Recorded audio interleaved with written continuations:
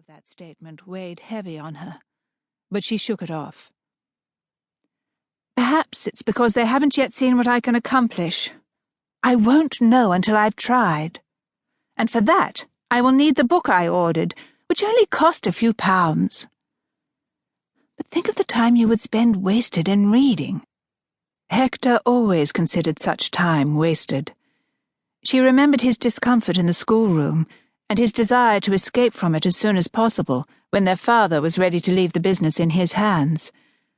That a printer had such a low opinion of books never ceased to amaze her. For some of us, Hector, reading is not a waste of time, but one of life's great pleasures.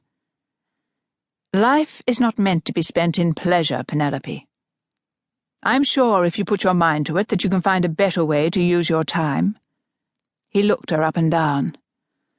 While you needn't be so frivolous as some young girls who are hell-bent on matrimony, you could devote your time to higher pursuits, helping with the poor, or the sick, perhaps.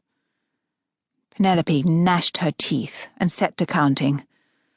It wasn't that she had a distaste for charity work. It was certainly necessary, but it only showed how awkward she was around people, both rich and poor, and it served as a continual reminder to all that she was properly on the shelf, with no hope of a husband or children of her own to tend to. It felt like giving up. Although, perhaps it was time. And yet, she reminded herself, if she meant to give up, she could do it just as successfully at home, in front of the fire, alone except for her Homer. This time, she made it to 8 before speaking. It's not as though I don't wish to contribute to society, she argued. But I think what I can do for the scholarly community is just as valuable as what I might accomplish tending the ill. And I do make regular donations to the church.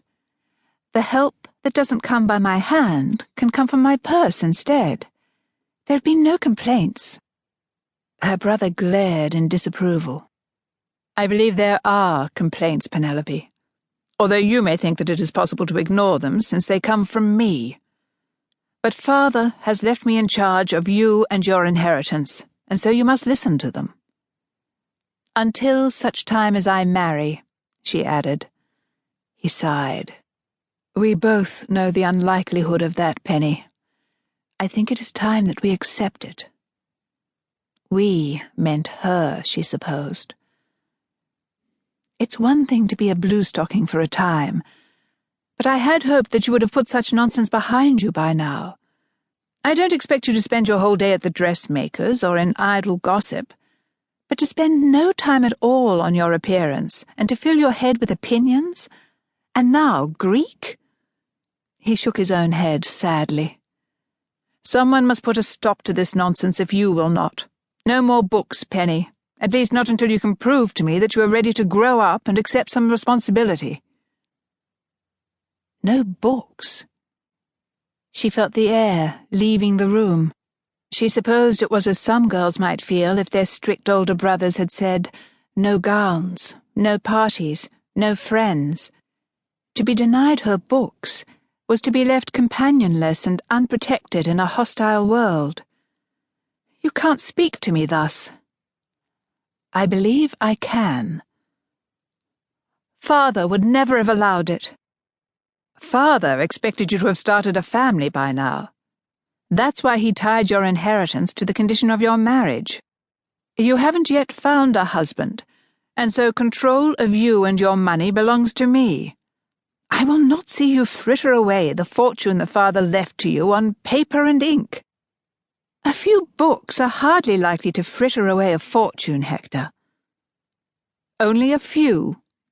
He pointed to the stack on the table next to the door. Here are a few books, Penny, but there are more in the dining room, and the morning room, and the parlour, and your room as well, I dare say. The library is full to overflowing. As it was when Father was alive, Hector. He was a man of letters. What I have added to the collection hardly amounts. What you have added to the collection is hardly necessary. There are books enough to last a lifetime already in your possession. Perhaps if she read as slow.